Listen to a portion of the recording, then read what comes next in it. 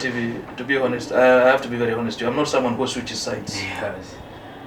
I was born an SPLM. I grew up through deliberation. And I'm aging as an SPLM, and I will die as an SPLM. I don't switch sides. Yeah. My interest in politics is not resource accumulation. I already have my resource. You want to give back to the community. My family is surviving. I want to give it back to the community. Because at the end of the day, in the next 20 years, I'm going to live with the community. I was a construction worker. I was a hawker. I was a watchman. I was a waiter. So tell me, why should I be able to, why should I differentiate myself from people? Ladies and gentlemen, you're most welcome to JUBA TV with the normal host opportunity. Today we are here with the program Business in Focus. Yeah, today I'm here with a prominent businessman and also a politician at the same time from the side of Western Equatoria. And let us go to his side and let him introduce himself. You're most welcome to JUBA TV. Thank you, JUBA TV. My name is HON.MBIKOYESU Moses Paulinino. Yes, as you said, I'm a businessman and at the same time a politician. It's a privilege to have you guys here. We have the privilege for you to welcome us and take us to your office. Today we are going to discuss a couple of things, both business and politics. As you know, we are aware that you own a business that is a Team Baba Group. Can you tell us something small about Team Baba Group Limited? Well, Team Baba is a group of companies. It has a lot of subsidiaries. I think now about 8 subsidiaries. It has 8 subsidiaries. In Uganda particularly, we are into general retail. In other parts like South Sudan, we are into general retail, which is e-commerce, and we also do engineering, and soon we are getting into transportation.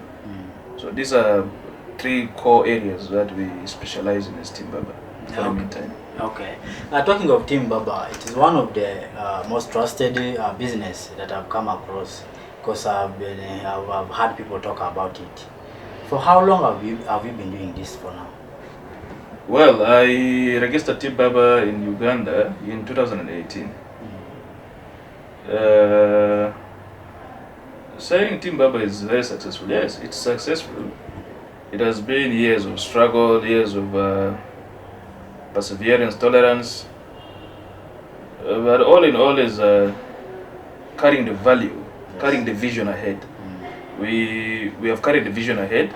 We deliver value to our endpoint customers. Yes. And at the same time, we expect value in terms of monetary returns to our side, which is helping us. So if you ask me today why Team Baba is very successful, I will tell you Team Baba is successful because of its brand. Its brand. Because of the product it sells. We do not sell bad products. Yeah. We sell good products because at the end of the day, we need the customer to feel that they had given their money out on a valuable thing. Yeah, talking of that valuable things, which specific product do you deal in? Do you have a specific product, or they are like you deal in all the products? Well, we do not have a specific product. We deal in a wide range of products. In electronics, we deal in healthy products, we deal in even apparel. We deal in a large number of products. Wherever there's need, wherever there's a problem to be addressed, we go directly there. We not just restrict ourselves to a particular niche. Yes. No, we are not in a particular niche. So we are very generic. If we find out that there's a particular problem in the market that people are facing, then we come in to support or to offer our support in, so that this problem is solved. Okay. Talking of Team Baba, it is a company now, and I'm very sure, as you were saying, it has 8 subsidiaries. So I know that it's a big company and it is doing a lot. Where do you get your goods from? Where do you bring your goods from? Well, we source our products from a number of manufacturers worldwide, but majorly China, and some come from a bit come from India, Turkey, some from Dubai, like like spare parts for cars. Yes. We import from Dubai for customers who need them. Uh, we have not imported yet from the US. I can't lie to you on that. Yeah, we haven't imported yet from the US. But these are a few of the areas where we import from. Yeah, importing from. Yes. Yeah, that's good. Today I still here with the CEO of Team Baba, that is Honorable Moses Mbikoyesu. Yeah, to shift a little bit from business, recently you are in the Western Equatorial State, that's South Sudan. We heard a lot, and we also saw a lot online, because you organized the football match for the youth there, because one of your goals is to see the youth happy. Can you tell us the motive behind this? Well, the motive behind the football match we organized was not political. It was a social gathering to bring in the young people, the entire citizenry of Western Equatoria together. It has been a while since I left. I left home in 2012 when I went for my scholarship to Malaysia. So I haven't been so much in touch with the people. So it was very important to have a sitting together. We eat together since it was a festival. Yes, and it was Christmas. So there was nothing more political attached. But of course, people will talk. People will always say everything. Because I'm a politician, they will say everything I do is political. Yeah. But it wasn't political. We are still strategizing on politics. Particularly the election. We don't know whether we are going to have it this year, or we are going to have it in the other years to come. But we are prepared. We are prepared because at the end of the day, we want to bring the experiences we got from outside back to our people. Yes. We want to ensure that we are able to move together. We do not want the people to be classified, the social classification of this is poor, this is rich. Ideally, as a son of a poor man and a poor woman, I see possibilities of rising families from where they are now to a better standard. At least every family deserves to live a better life. We do not have those exclusion to only a few people. So this is why we want to come in. We want to come in. We have resource. That is a human resource, and we have the resource on ground and underground. But how this has been managed over time is where the problem comes in. And ideas must be able to crop up. As leaders, day by day, ideas must be able to come up. New ideas, new set of ideas. So this is why we are coming in. So with politics, yes, we are coming into light. A lot of people already know that I will be standing for governorship. It's not a secret anymore. Yeah, even I wanted to ask her because I've seen it a lot, and they have put interest in it. We don't know, as you said, that maybe election might be there or not. But what if the election is there? What is your main motive when you stand up? You have the governor of Western Equatoria and you win and take the seat. What will the youth be looking at? What will the community be looking at here? A different, how can I call it? Let me get a right word for it. Let me just say like a different leadership, or it is going to be like what people have witnessed or not? Well, I'll be so honest to you. It's about economic transformation. We need to transform our lives. We need to transform our lives economically. This is very, very important. Today people are talking about crimes committed in the society, in the community. People are talking about imbalance in terms of service delivery.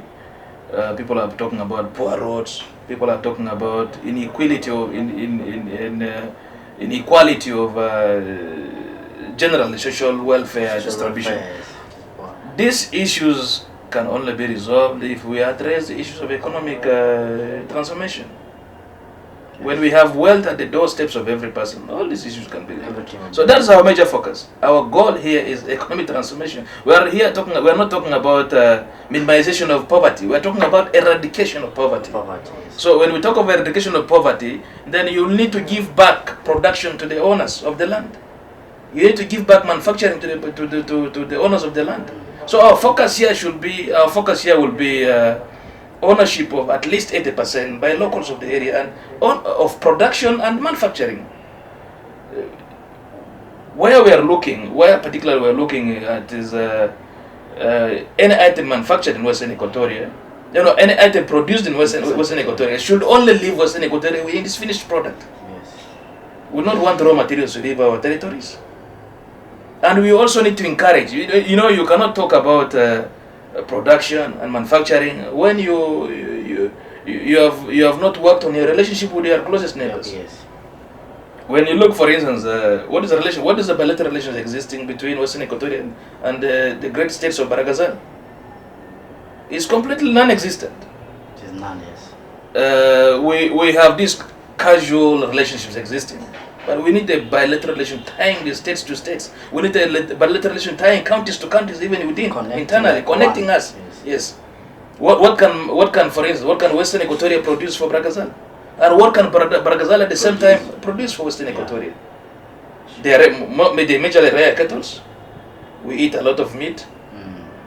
We are not supposed to be hating people who rear meat, since we eat a lot of meat. A lot of meat, yes. They do not have crops. They are not cultivators. They are not farmers. We could be selling it to them. So these relationships have to be strengthened. When we strengthen these relationships, then economically will be viable on both sides. Okay. And again, it is also very important to note that you see now in Congo, if you look at the price of cattle, of beef products in Congo, it's quite expensive.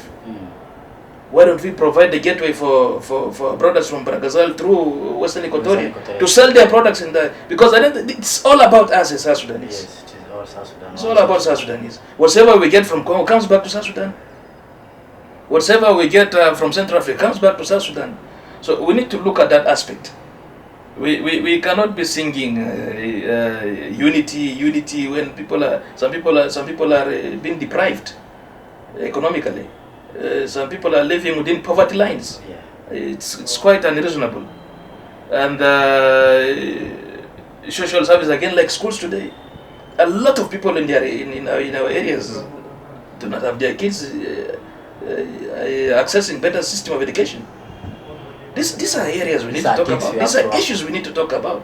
And then when we talk of health, particularly you go to my village in James Diko, you have this quick impact project of the UNIMIS, where they build a health unit for the local community, but there's no medicine inside. There are not even personnels. You find a pregnant woman, James Diko has to be taken up to Bangos. Have to be taken up to Bangos on a bicycle to deliver. To Makbondu. This is quite very sad to imagine. Yeah, it is sad. It's quite sad to imagine, and these are core issues we need to. And we cannot achieve this as only leaders. People have to be involved. People have to be put in the forefront. Everyone must be a leader in this process. Yes. And the leadership has to start from family level. Everyone must be accountable at the family level. Onward up to the leadership. You cannot say you want a better life for the people when they are not part of the process. So everyone must be involved. What you are saying is to give better life to the community or to the people, it has to start with them. Exactly. It has to be a bottom-up approach. Okay. Now, talking of coming up as a governor, are you planning to come? Are you under a party, or you are planning to come as an individual? JUBA TV, to be honest, I have to be very honest. I'm not someone who switches sides. Yes. I was born an SPLM. I grew up through deliberation, and I'm aging as an SPLM, and I will die as an SPLM. I don't switch sides. Yeah. My interest in politics is not resource accumulation. I already have my resource. You want to give back to the community. My family is surviving. I want to give it back to the community. Because at the end of the day, in the next 20 years, I'm going to live with the community. Yes. I have to live with them. I cannot live in James Diko, for instance, as a rich person, when the community is a poor community. Yeah. You can't live as a rich person in a poor community. Yes, this is obvious. You need to understand this. So why we are working, some people look at us as if we want to take off power. Our interest is not power. Our interest is to transform the society. Transform the society. Yes, that's the interest. So not all politicians are the same. Not all of us are thugs. So this has to be well understood. I'm very optimistic that things will work. Our people are already trying to understand how the society is supposed to move on. People are already beginning to understand that the society is not supposed to single out this group against this group. Yes. We are one. Regardless of where we are one.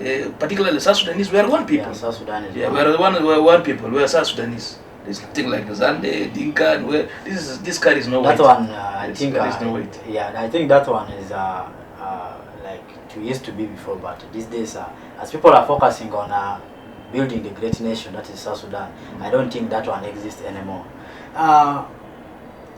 As a politician, because for us as maybe let me put myself back in the community and act as a normal person. It is hard for us, to be with the people of high caliber. But you're one person who seems to be like you're free with the people, you give them chance, like you have the time for people. How can we term this? Is it because you knew that you are from a poor family and you're raising up, or it's just that it is you and it is the love that you have for the community? Because it is hard to find the people who are very social in such calibers, social, yet you have a lot to do. How do you, how is this? Can you at least explain something about this more? Yes, opportunity. The purpose of life was supposed to be love. And this is why God had created Eve and Adam. Yes. It was love. Yeah. So God does not teach people to hate each other. God does not teach people to envy each other or to be greedy to each other. God teaches us to love each other, to share the little we have. What do I lose in associating with every person? Absolutely nothing. There's absolutely nothing I lose. So it's quite absurd that people tend to single out themselves. We are all equal before God. I came to this world with nothing. I will go with nothing. So I don't need to create social differences among people. Mm-hmm. My room is always open. I can meet any person. I've come from where every person has come from, especially the most successful young men today we see in our country. They have come from a very tough background. I was a construction worker. I was a hawker. I was a watchman. I was a waiter. So tell me, why should I differentiate myself from people?